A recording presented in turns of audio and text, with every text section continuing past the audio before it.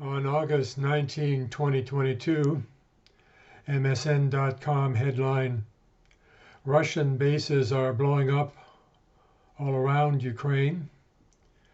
And today, August 21, MSN.com headline, Russia now on defense, Ukraine can pick where they attack. Those headlines the basis for a reflection entitled Next Chapters, World War III.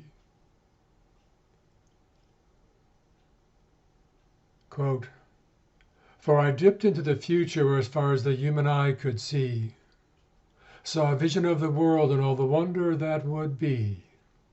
End quote. These words from Tennyson's Locksley Hall as visions of next chapter in Ukraine-Russia war emerges from the fog of war that is World War III. This war impacts all of humanity, almost. Our interdependence and interconnectedness, like never in human history, a great gift, and our separateness threatens. The headlines in this late August 2022 are clear. Ukraine is launching its long-awaited offense against Russia. The West, managed by the United States from a base in Germany, is coordinating the global flow of tens of billions of dollars in the logistics of war that is turning the tide of this war. U.S. military the best with logistics, as shown by the large number of people and relatively few deaths in the retreat from Afghanistan. No retreat is ever a pretty picture, but compared to many retreats, this a logistical success. That Biden lost control of that story, I knew then he was not up to the task of being a great president. A great president would have invited President Trump to the White House, together raised hands on this one thing, and united us in ending that unending war. History will judge it as the right thing to have done. Our hope is our military learn the lessons of this debacle, but maybe not wasted, lest we forget our insatiable military-industrial complex's appetite for war. No one can truly know how the Ukraine war is going to go, as the dogs of war are whimsical. However, the winds of war in Ukraine have shifted, and the dogs of war will follow the scent. Ukraine is now going on offense, and Russia is more on defense, all the while making incremental territorial gains. War is all about who controls what territory when the time of the truce bell is rung. If you're the general for Ukraine, you wonder how to use Ukrainian blood and treasury, borrowed treasury, as this is a nation deep in debt and broken, to gain the territory lost to the enemy. Today in the news I read the general has spoken. There will be no Ukrainian large-scale or frontal assault on Russians at this time. Instead, hold the line and offense based on guerrilla tactics behind Russian lines to destroy from within, like the Viet Cong in Vietnam. Brilliant. The assumption is when Ukraine has Russia on its knees, then is when they will charge. And, as we've learned the hard way, these strategies work, but they take time. Russia went on offense last February and has greatly increased its territory beyond the disputed Donbas region, which is what started this mess in the first place. Russia's offensive gains, almost 25% of Ukrainian territory, plus access to seaports and rich industrial regions, makes war worthwhile. Minsk II, that was an agreement that essentially gave the Donbass region sort of semi-autonomy within Ukraine, kind of like a provincial kind of relationship.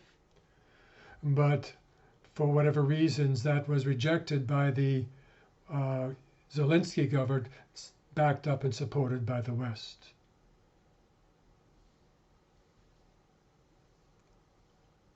Maybe Ukrainians will begin to wonder, perhaps have left well enough alone, given the horrors and destruction they have suffered and are suffering, and will suffer if they want to regain territory. But that agreement they denied is not for us, but for history to debate. For now, the slow bleed, as the West-sponsored Ukraine guerrilla war takes its toll on Russian troops, sympathizers, and infrastructure. Already assassinations are reported. Explosions behind enemy lines to weaken. And reports that Russian troops are not well trained. They have low morale.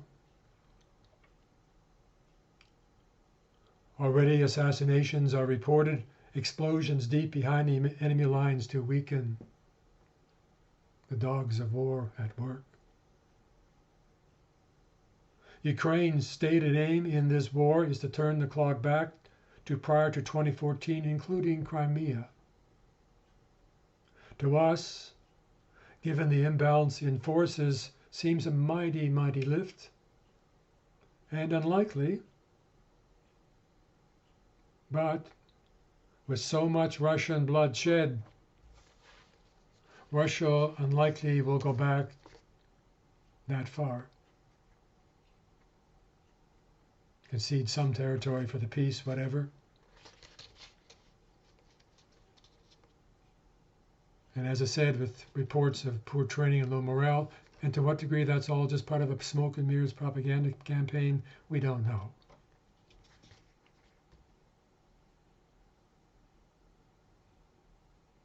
Each side putting out its story that it wants its people to hear.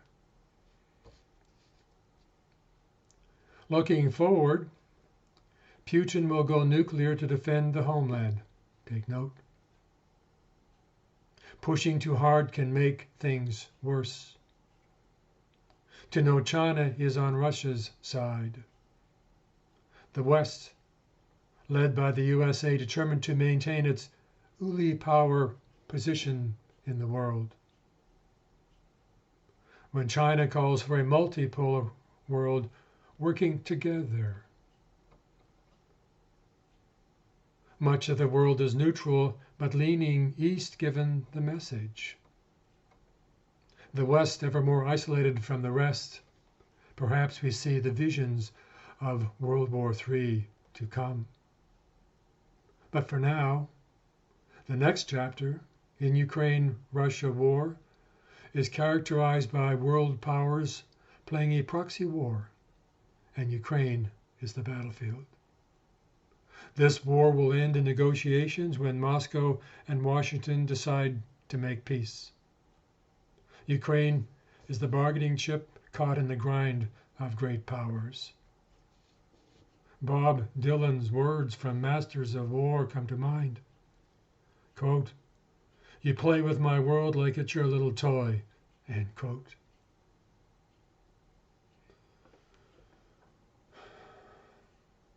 It's all so sad.